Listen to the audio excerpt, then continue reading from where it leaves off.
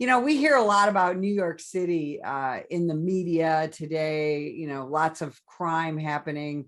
And so I have a gentleman that I've been following for quite a while that has decided to do something about that. So I thought you needed to meet him. Michael Henry, welcome to the program. Thank you for having me. So you decided, so you're an attorney, but I've got to tell everybody this first and foremost, you're a cop's kid, right? Well, my father was a police officer years ago. He's actually a homicide detective. So, obviously you hear the stories, and he actually, even early in his career, had an incident where he had to spend over 4 weeks in a hospital after saving a baby out of a burning building. So that's gives me the ability to understand police officers and, what they go through more, because I've been hearing the stories from my dad ever since I was a kid. I love that. So you decided to become an attorney, and Correct. and then you started to you did some political analysis, and people probably recognize you from Fox Business, and you've done some writing, but you decided to jump into the New York State Attorney General's race. What prompted that decision? Sure. For me, look, I was always around or supported people for office, never myself wanted to be a candidate. And I always thought people were crazy for running for office. And quite frankly, it was the one party rule of the state and my state, along with the government's disaster response to the COVID crisis. And what I seen was everyday people were struggling, whether it was crime, corruption, cost of living. And I initially explored it, and I was going through the motions kind of exploring it. And then I start meeting people, and everywhere you go, you meet like these great people, but someone's child died of a fentanyl overdose. Someone's mother died in a nursing home and they didn't know for 2 days. Someone's kid was murdered from someone out on bail for him. You meet people losing their small businesses. And it was really the people that I was meeting along the way that made me want to do it. Not that I ever wanted the job title. And for me, quite frankly, I just wanted to be an advocate for people that I felt like they felt they were being left behind. Well, I'm so glad you brought up COVID, because one of the things that has really helped to decimate NYPD are the vax mandates, right? And even Right. though when, in New York, we took extraordinary steps in the beginning of COVID to really shut the city down. And they were one of the last to really let go of a lot of those things. And the vax mandates have really been a problem Right. for recruiting and retaining NYPD personnel. Can you talk about that a little? Yeah, we basically have taken yesterday's heroes and made them today's unemployed. And quite frankly, I think number one, we're in an endemic. We're not in a pandemic no longer. We're able to detect COVID fairly quickly now. We understand treatments, therapeutics. We understand how the vaccine works. We've seen that the strains are actually getting weaker as this goes on. So the death toll is nowhere near what it was early on. And I think that the science has progressed so much in less than 2 years. And quite frankly, to me, to do this to police officers, first responders, firemen, is quite unconscionable in a time when we already see a mass exodus of police officers from the New York City Police Department specifically, and the environment that's been created makes recruiting goals very hard. And this is terrifying to me in many ways, because I've been saying for a long time, there are a lot of good people that dream of being a police officer, but they're just not going to do the job anymore, or they're going to move to places where they feel they're going to be treated with more respect.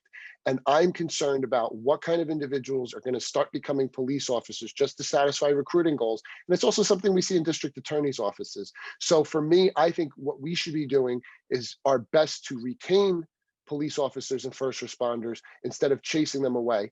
I met some young police officer at a parade recently, 26 years old, dreamed of being a New York City police officer his whole life, is being fired.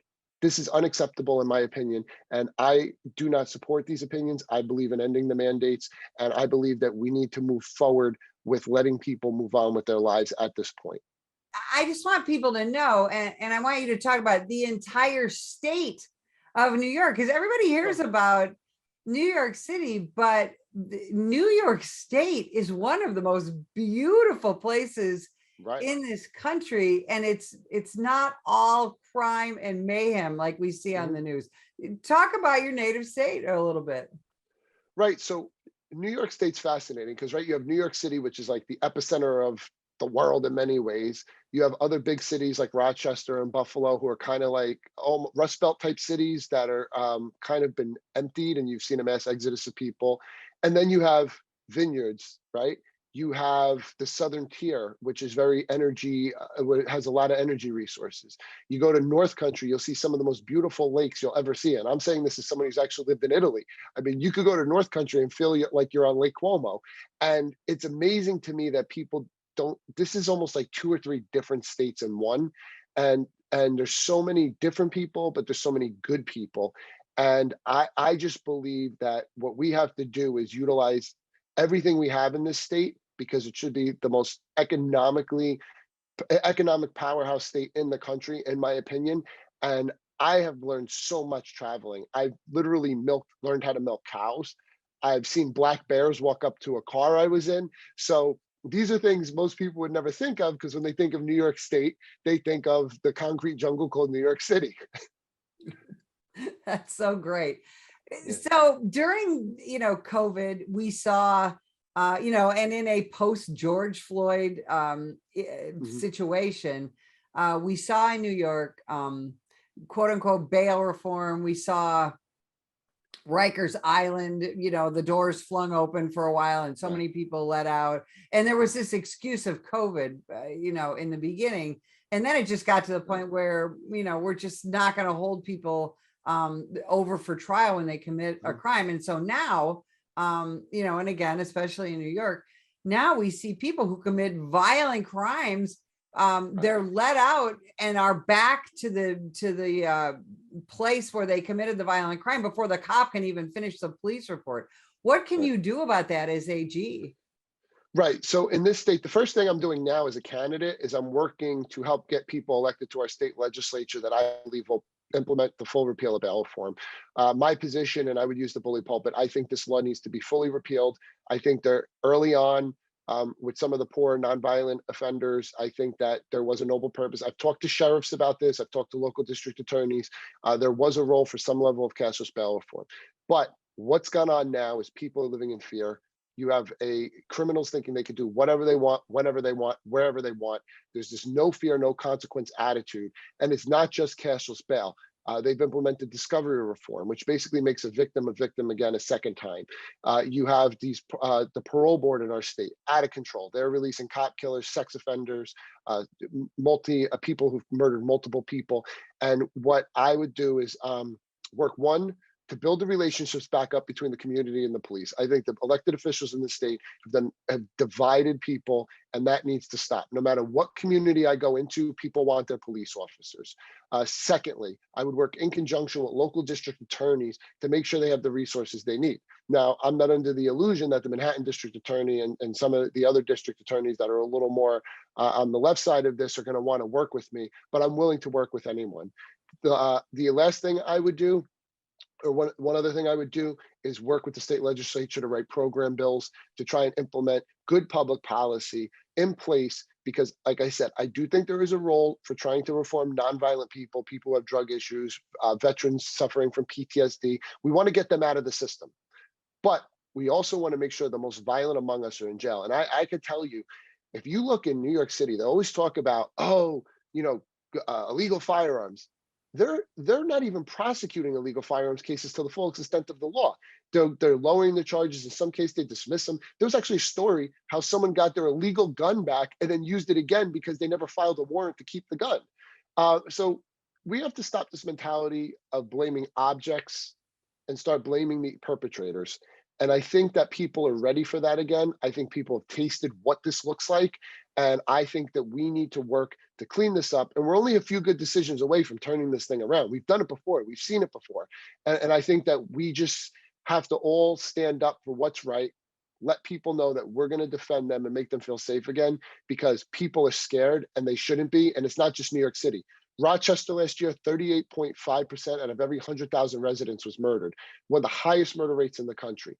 And what I try to tell people, this is not just a New York City, this is not just a Buffalo, this is not just a Rochester issue. Crime starts in the cities, goes to the suburbs, and then the next thing you know, it's hitting the rural communities. So we're all in this together, I tell people, and we know it needs to be done. We just have to do it. So your opponent, Letitia James, she said some really disparaging things about New York law enforcement. There's no other way to say that. Right.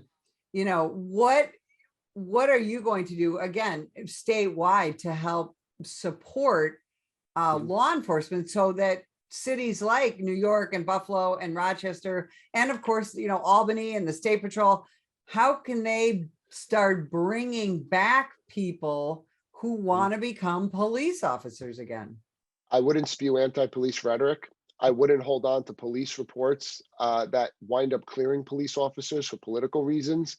I wouldn't, when there's riots in the streets in 2020, and my ticket mate, who's our lieutenant governor candidate, has a kitchen cabinet thrown on her head and gets a spinal injury, I wouldn't be suing the NYPD and police officers like my ticket mate, who's a hero.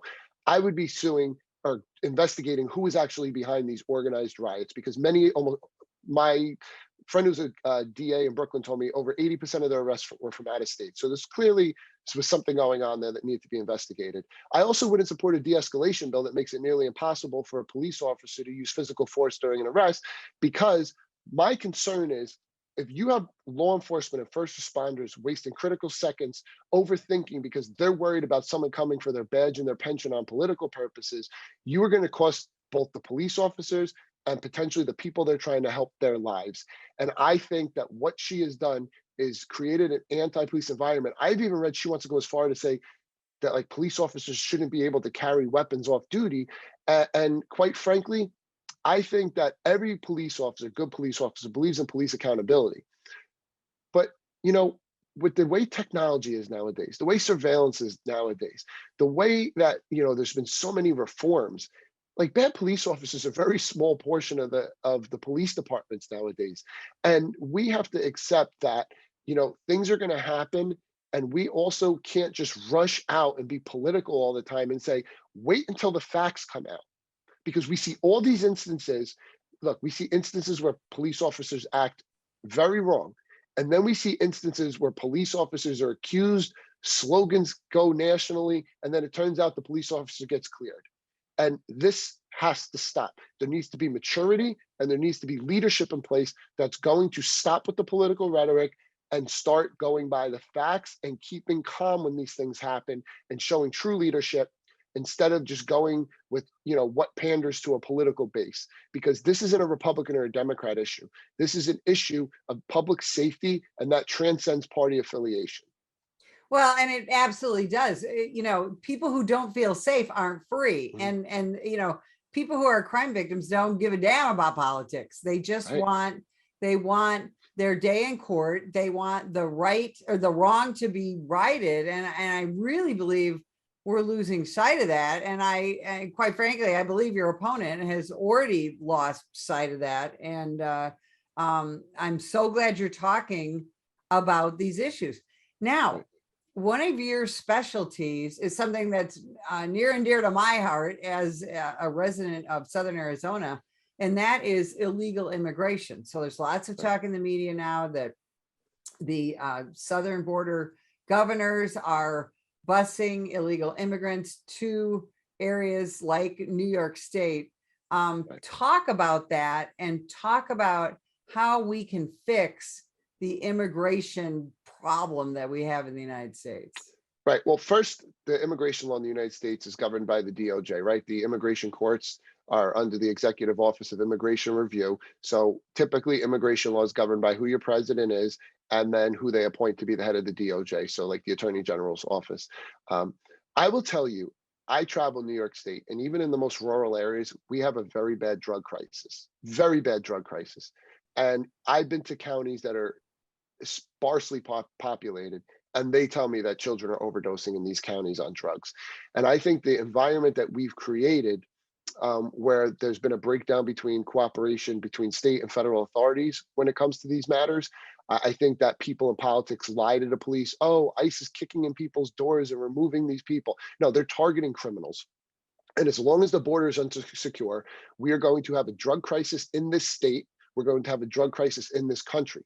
We also need to know who is coming into the country, because I will tell you my experience. I've done asylum work for people that were persecuted for religious purposes, mainly in China. And look, there's a bad trafficking problem. And I don't believe if a young girl is in the country illegally, she should then be subjected to being sex trafficked, drug trafficked, forced into prostitution. Okay. We need to create an environment where this stuff is not tolerated. And I think that the media and the general public doesn't want to believe things are going on that are going on. I've spoken to people that were very high in ICE. Okay.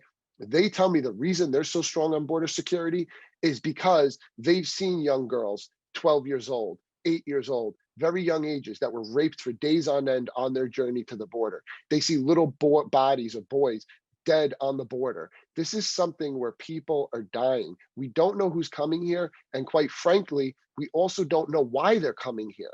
People are being used as drug mules. People are being used as objects of traffic. And this is why I've always had this position. These are human beings at the end of the day. We don't want to see people being victimized. And I think that us having this laissez-faire attitude about this whole issue creates more victims. And I am somebody that thinks one victim is one victim too many. That's why I've always had this issue when it came to border security. And we are also killing a generation of our own children because of a drug crisis that could be stopped if we took our border serious. I've had people that worked in national security that have told me drug cartels on our border are better armed than the Taliban and Al Qaeda. That's a problem. And people in border states, which is obviously outside of my jurisdiction, shouldn't feel like hostages in their own states either. So I would be this is something I take very seriously. And it's something that I think everybody bipartisan needs to show leadership on at this point. You know, your state has been so traditionally Democrat, but now we have candidates like you and Lee Zeldin and Joe Pinion, you know, conservatives who are receiving national attention. Why do you think that is? Because I'm not a politician. I'm not a career politician. I'm like the people that are going to watch this. I was a frustrated citizen who just said enough's enough. I'm tired of crime. I'm tired of corruption. I'm tired of a cost of living crisis. I'm tired of the regular working people of this state being forgotten. And for me, this transcends party affiliation, which is why I've been able to do as well as I have in the polls. I'm somebody that a good portion of the people on the other side of the aisle aren't afraid to vote for. And I take pride in that. Because at the end of the day, if I'm the Attorney General of the state of New York, or when I'm the Attorney General of the state of New York, my job is to represent the best interests of the people of the state. And I think that's something that a lot of politicians forget along the way. They want a job title, they want to feel important. I'd personally rather be in the office doing the work than getting patted on the back at a rally and being told how great I am. You know, one of the things the citizens of New York have a problem with is getting their Second Amendment rights constantly usurped by the state. Talk about what, as AG, you can do about that.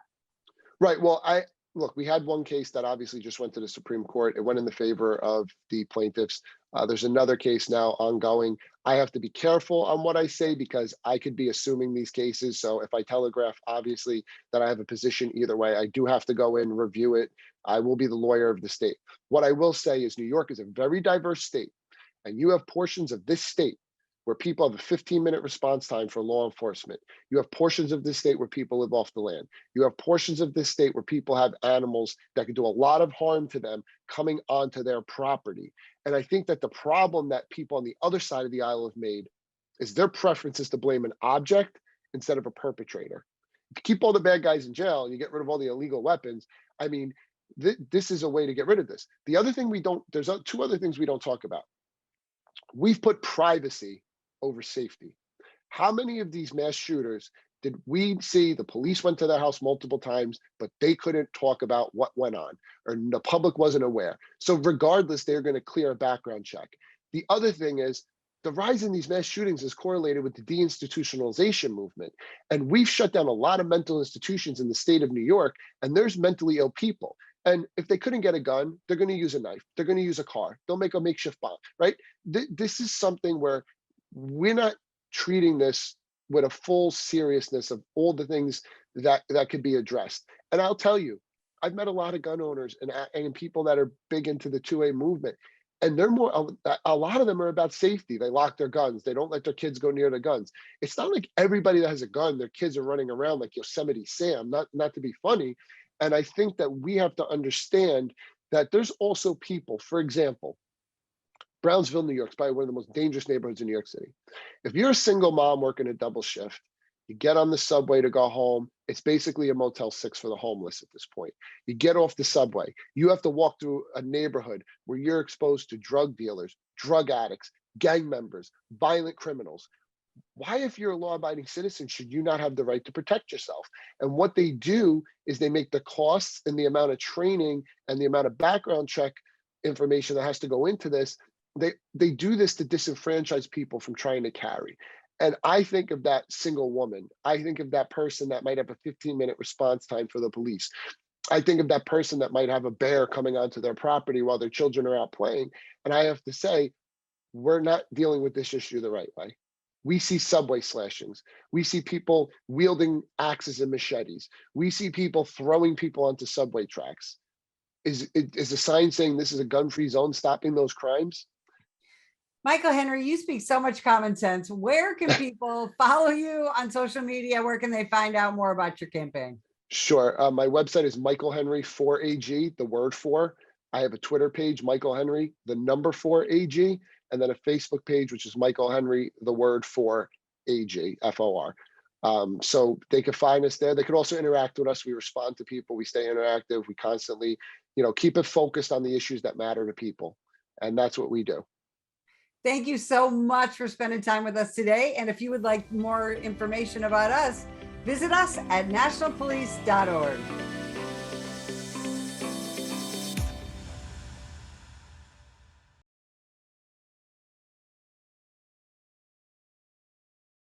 Sam, put the gun down!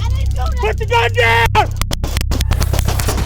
Last year, law enforcement officers were involved in hundreds of thousands of use of force incidents. A use of force incident is when an officer must use nonverbal tactics to gain control of a dangerous situation. Put the knife on the ground. In many cases, officers have no choice but to use force when a suspect doesn't comply with a lawful order. Use of force is always ugly. No one likes it, especially police officers. Together, we can help de-escalate these dangerous encounters. Help police officers by complying with their lawful orders. Don't attack, attempt to disarm, or flee from an officer. Use of force is an officer's last option. Most incidents can be avoided by not resisting arrest. If you feel you've been wrongfully detained by a police officer, then seek a legal solution after the encounter has been resolved. Let's keep everyone safe. Comply now and complain later.